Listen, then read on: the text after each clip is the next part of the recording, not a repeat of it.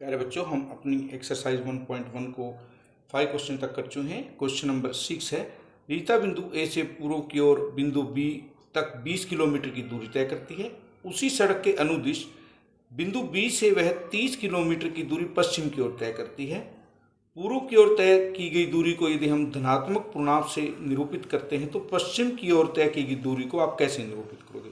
सबसे पहले हम देखते हैं कि ये हमारी पश्चिम दिशा है, इस ओर पूर्व दिशा है। यहाँ बिंदु ए है, ए से बी तक की दूरी 20 किलोमीटर है। उसके बाद बी से वो 30 किलोमीटर की दूरी पश्चिम की ओर तय करती है। पहले ए से पूर्व की ओर गई, उसके बाद बिंदु बी से पश्चिम की ओर 30 किलोमीटर। आप देख सकते हैं यहाँ की दूरी यदि 20 किलोमीटर थी तो यहाँ 30 किलोमीटर की दूरी तय हुई है। हमें बताना है कि यदि हम पूर्व की ओर तय की दूरी को धनात्मक रूप से निरूपित करते हैं तो पश्चिम की दूरी जो है वो विपरीत दिशा में है, तो उसे हम इस दूरी को ऋणात्मक पूर्णांक से दूरी जो है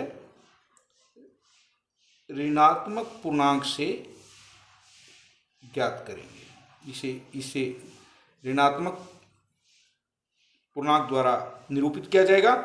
अब हम देखते हैं ए से बी की जो दूरी है इसे हम धनात्मक पूर्णांक से लिखें और बी से पश्चिम की ओर जो हमारी दूरी थी उसको हम ऋणात्मक पूर्णांक से लिखें तो ए से हमारी अंतिम स्थिति क्या होगी। हमारे पास एक पूर्णांक ये है और दूसरा पूर्णांक ये है। जब हम इनका जोड़ करेंगे तो -10, यानी कि वो ए बिंदु से पश्चिम दिशा की ओर 10 किलोमीटर दूर है। पश्चिम दिशा में और कितना, 10 किलोमीटर, क्योंकि ऋणात्मक का मतलब दिशा पश्चिम है और ये 10 किलोमीटर है। आगे देखते हैं। सबसे पहले हमें दिया है किसी मायावी वर्ग में प्रत्येक पंक्ति, प्रत्येक स्तंभ एवं प्रत्येक विकर्ण की संख्याओं का योग समान होता है। हमें बताना है कि दो हमें वर्ग दिए हुए हैं, इनमें से कौन सा मायावी वर्ग है। इसके लिए हमें सबसे पहले पहला वर्ग लेना है। इसकी पहली पंक्ति, उसके बाद दूसरी, उसके बाद तीसरी, इनका योग हम देखते हैं।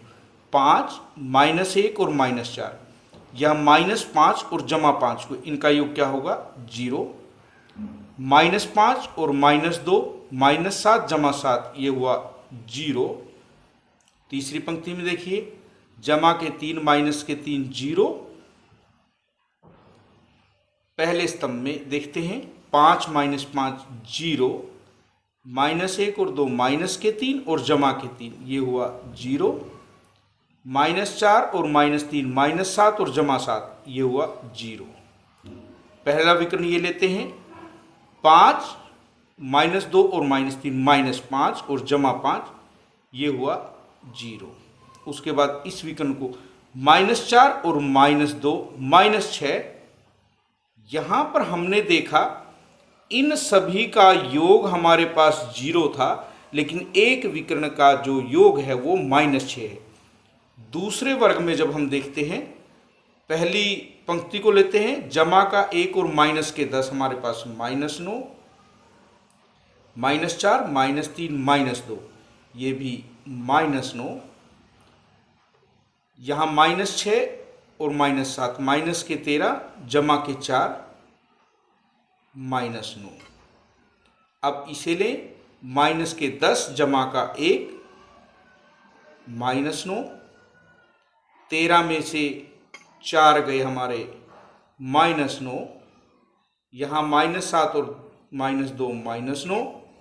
अब इसमें देखिए माइनस के 10 जमा का 1 माइनस के 9, -6 और -3 माइनस के 9।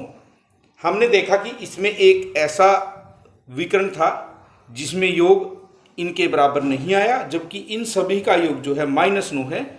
हम कह सकते हैं कि जो हमें ये दिया हुआ है ये जादुई वर्ग है। हमें बताना था कि कौन सा जादुई वर्ग है। जादुई वर्ग यानी कि मैजिक स्क्वायर। क्वेश्चन नंबर 8, ए और बी के मानों के लिए हमें a माइनस में -b बराबर a जमा b प्रूव करके दिखाना है। इसे हम लेफ्ट साइड कहते हैं और ये हमारा राइट हैंड साइड इस तरफ होता है, तो इसे हम राइट हैंड साइड कहते हैं। सबसे पहला मान ए का 21 दिया हुआ है और बी का 18। सबसे पहले हमें जो प्रूव करना है लेफ्ट हैंड साइड लेंगे और एक तरफ हम राइट हैंड साइड लेते हैं। यहाँ ए के लिए 21 और बी के लिए हम 18 मान रखेंगे।